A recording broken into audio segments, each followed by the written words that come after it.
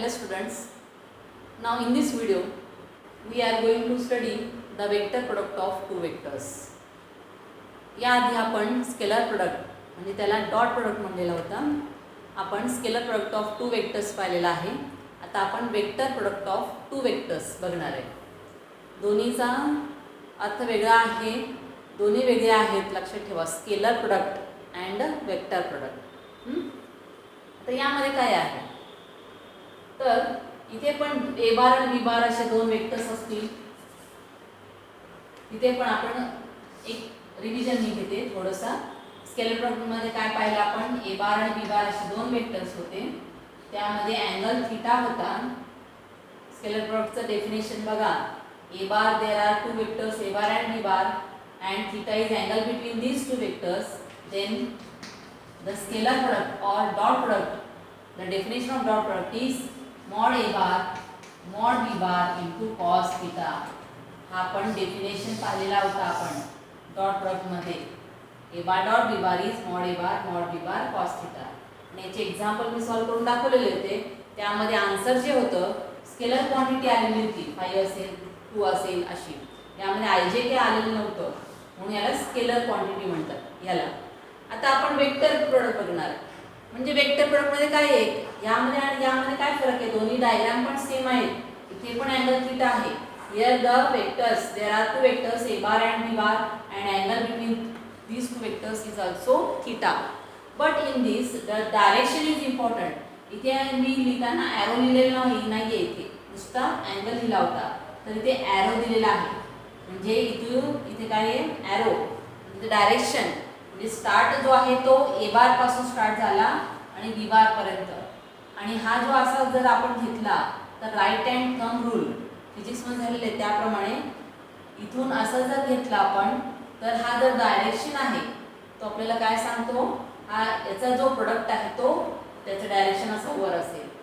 बघा right hand thumb rule प्रमाणे इथे राईट हँड थंब रूल लागू होतो इथे, कारण वेक्टर हा असा आहे असा राईट हँड थंब रूल. तर हा जो आहे 3 डायमेन्शन फिगर आहे. हा जो आहे असा, हा वेक्टर जो आहे म्हणजे डायरेक्शन हा असा वरती असणार आहे. तर हा जो डायरेक्शन दाखवतो आपल्याला, this is the vector product of these two vectors. ते डायरेक्शन इम्पॉर्टंट नाही आहे डॉट प्रोडक्टमध्ये, पण ह्यामध्ये डायरेक्शन महत्त्वाचं आहे की कुठून कुठे जातं.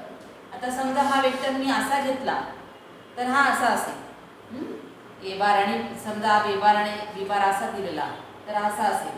तर ह्यामध्ये राईट हँड थंब रूल महत्त्वाचा आहे. यामध्ये मग हा जो थर्ड वेक्टर आहे, दोन वेक्टर तर इथे आहेत ए बार बी बार.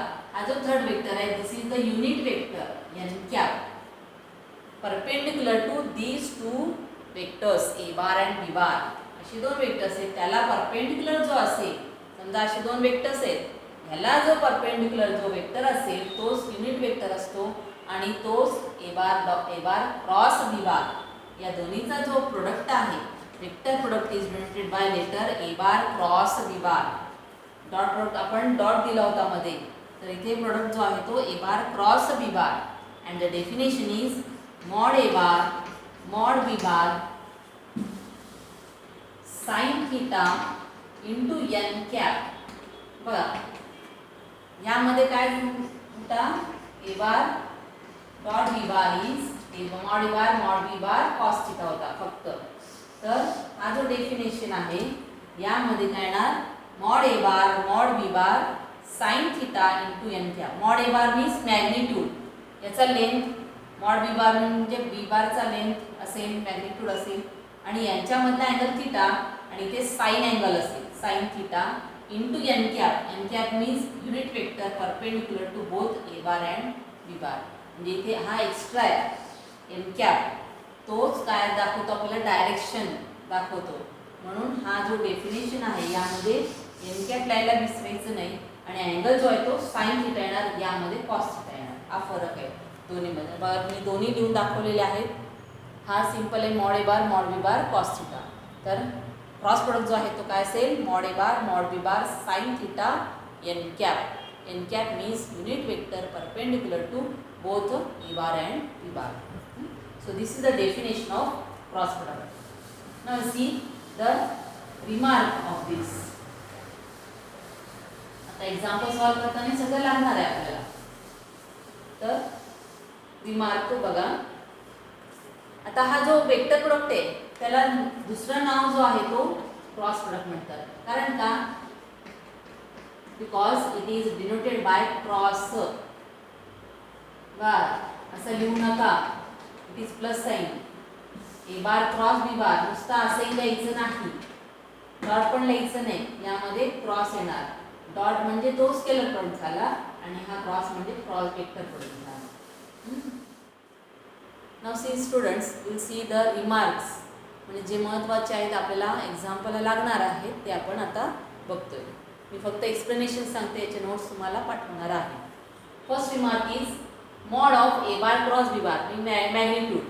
आता a bar cross B bar याची डेफिनेशन काय आहे? Mod A bar mod B bar sine theta N cap, ही डेफिनेशन आहे. मग याचा जर मॅग्निट्यूड घेतला, हे तर मॅग्निट्यूड मध्ये आहे, साइन थीटा आहे, याचा मॅग्निट्यूड येणार, प्रत्येकाचं मॅग्निट्यूड. मग आता हा जो आहे N cap means it is a unit vector perpendicular to A bar and B bar. आणि unit vector means its magnitude is 1, so this value is 1, so it is mod a bar mod b bar into sin theta. बघा, magnitude जर घेतला तर n cap येणार नाही, because magnitude of n cap is 1. So mod a bar cross b bar is equal to mod a bar mod b bar sin theta. हा आपल्याला महत्त्वाचा result मिळतो. See mod a bar cross b bar is mod a bar mod b bar into sin theta. Now second is a bar cross b bar is perpendicular to plane of a bar and b bar. बघा, हा a bar and हा b bar आहे. मग काय येणार? n cap म्हणजे हा third vector असेल, या दोन्हीला काय असेल? हा परपेंडिक्युलर असेल in the plane of A bar आणि बी बारच्या प्लेन मध्ये हा परपेंडिक्युलर असेल. Now third is unit vector. आता या डेफिनेशन वरून, आता हा डेफिनेशन जो आहे क्रॉस प्रोडक्टचा, it is A bar cross B bar is mod A bar mod B bar into sine theta into N cap, ही डेफिनेशन आहे. मग यामध्ये mod A bar cross B bar is equal to mod A bar upon, you can write here, division मध्ये घेतलं सगळं, mod A bar mod B bar into sine theta is equal to काय येणार? N cap. आता mod A bar mod B bar sine theta, what is this? Mod A bar mod B bar sine theta means it is mod A bar cross B bar.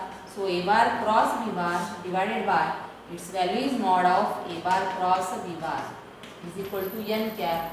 So we have the result a bar cross b bar upon mod a bar cross b bar. This is the formula for unit vector.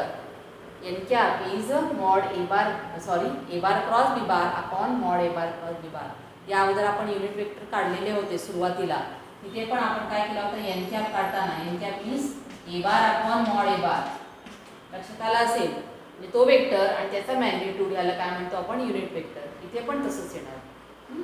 हा एक formula मिळतो आपल्याला. त्यानंतर fourth is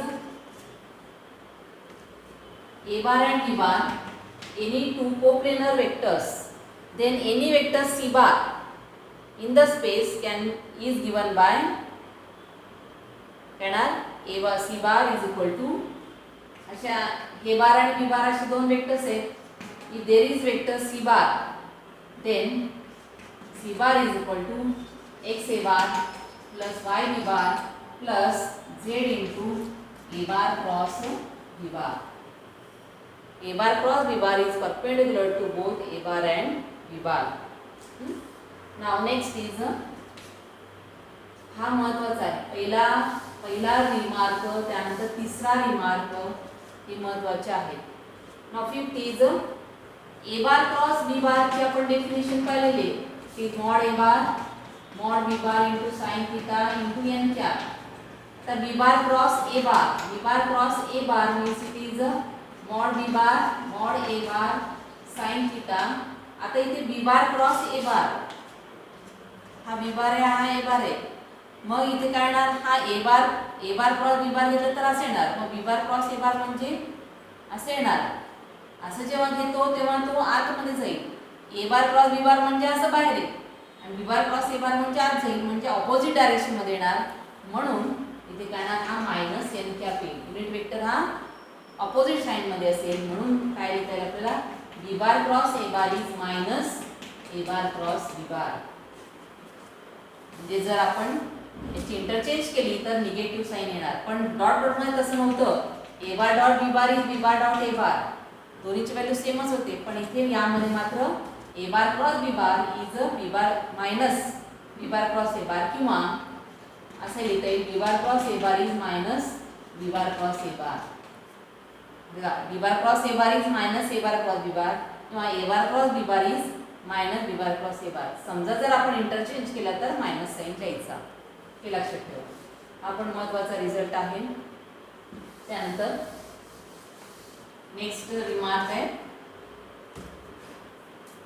if a bar is parallel to b bar. A bar is parallel to b bar असेल तर काय ना, theta is equal to 0 असेल. कारण दोन्ही पॅरलल असेल तर त्यामध्ये अँगलच असणार नाही, त्यामुळे थीटा 0. मग काय ना, sine theta means sine 0. Sine 0 is 0. So by definition a bar cross B bar sine 0 0 असेल तर ही पूर्ण व्हॅल्यू 0 येणार. म्हणून A bar cross B bar is equal to 0. हा खूप महत्त्वाचा रिझल्ट मिळतो इथे आपल्याला. If the two vectors are parallel then their cross product is 0. आणि उलट, if cross product equal to 0 then the two vectors are parallel असे आपल्याला सांगता येईल. किंवा angle is theta, theta is 0 degree असे आपल्याला सांगता येईल. मग थीटा 0 म्हणजे ते कोलिनियर, म्हणजे कोलिनियरसाठी सुद्धा एक कंडिशन असेल. If the two vectors are collinear then their cross product is 0 असंही सांगता येईल. डॉट प्रोडक्ट मध्ये काय होता, if a bar is perpendicular to b bar then a bar dot B bar equal to 0 होता. परपेंडिक्युलर असेल तर डॉट प्रोडक्ट 0 येणार आणि पॅरलल असेल तर क्रॉस प्रोडक्ट 0 येणार. हे दोन महत्त्वाचे रिझल्ट लक्षात ठेवा. आलं का लक्षात? म्हणजे क्रॉस म्हणजे काय काय सांगता येईल, दोन रिझल्ट मिळतात आपल्याला. If a bar is parallel to b bar then a bar cross B bar equal to 0. If a bar cross B bar equal to 0 then they are parallel vectors or collinear vectors. Parallel किंवा collinear असतील. हा महत्त्वाचा result लक्षात ठेवायचा. Next is, आता यामध्ये algebra of vectors त्याप्रमाणे येणार जसं आपण डॉट मध्ये पाहिलेला होता. If a bar B bar c bar are 3 vectors then we can write, if it is a bar cross b bar plus c bar then we can write a bar cross b bar. Dot मध्ये पण आपण हा result पाहिला होता की a bar cross b bar plus a bar cross c bar. जसं आपण 2 × x + y असेल तर काय लिहितो आपण 2 × x + 2 × y. त्याप्रमाणे इथे काय ना a bar cross b bar plus a bar cross c bar. त्यानंतर लेफ्ट, याला लेफ्ट डिस्ट्रीब्युटिव्ह लॉ म्हणतात. त्यानंतर राईट डिस्ट्रीब्युटिव्ह लॉ सुद्धा आहे. म्हणजे क्रॉस हा नंतर असेल तर इथे काय लिहिता येईल आपल्याला, बी बार क्रॉस ए bar plus C bar cross ए बार असा. याला राईट डिस्ट्रीब्युटिव्ह लॉ म्हणतात, याला लेफ्ट डिस्ट्रीब्युटिव्ह लॉ म्हणतात. हे दोन्ही महत्त्वाचे रिझल्ट मिळतात आपल्याला. If a bar, next remark is, if a bar and B bar are 2 vectors and mn are scalars.